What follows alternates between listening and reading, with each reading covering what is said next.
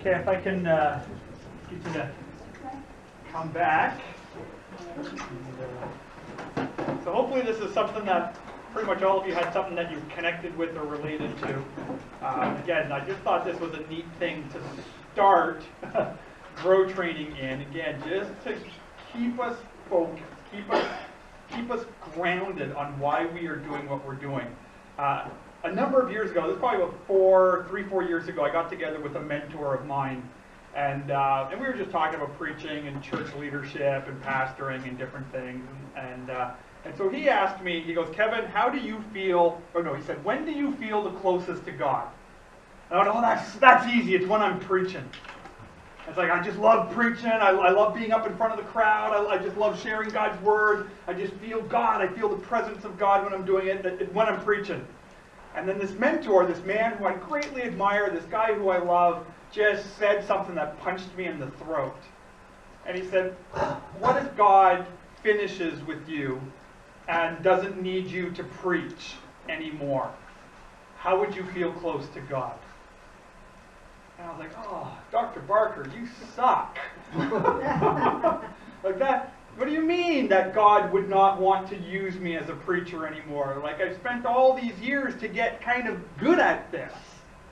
And then it just kind of, the weight of that statement just hit me. It's like, oh, is my identity in being a preacher, or is my identity being a child of God? Right? And so that is what we're looking for. That is what we want to see when we're growing. Like, yes, we want to serve well. Yes, we want to get better. Yes, we want to glorify God through our service. Yes, we want to keep learning. We want to improve as leaders. But ultimately, God's the one who's in charge. God can use us, and He can at any time say, I'm good. I'm done with you now. I don't need you in that position. I don't need you to be that leader. I don't need you to take care of this anymore. I've got this. And we have to be able to rejoice just as much in those moments as when we're in the line, in the spotlight, when we're getting all the praise, and when we're getting the criticism as well. So hopefully that was a fun kind of little thing, a fun exercise just to think about in your identity. So what I want to do is, again, so we're going to kind of shift gears, and we're going to kind of get into kind of the topic that I wanted us to talk about this evening. And this is this idea of preaching, of teaching, of studying the Bible in a way that you can actually connect with other people so that they understand the Bible better, right? And so, again, what we're going to do, and again, this might not be your world. Maybe you've never preached before. Maybe you've never even studied the Bible before in a way so that you could teach it to someone else.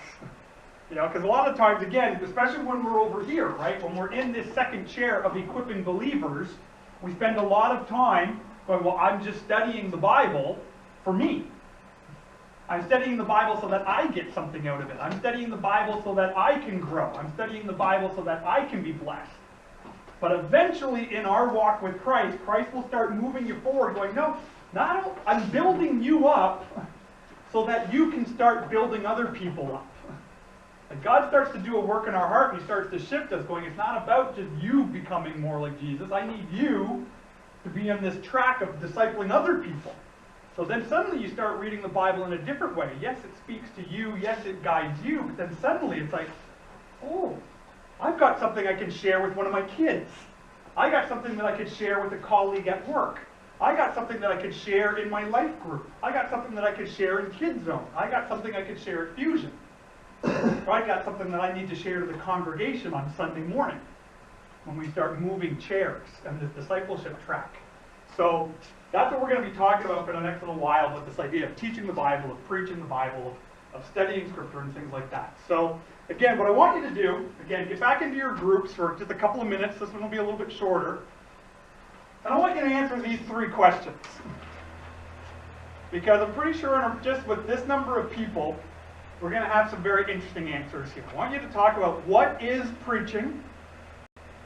I want you to talk about what is expository preaching. And some of you may have never heard of that term before. And if you haven't, that's awesome. Make up an answer. What do you think that means?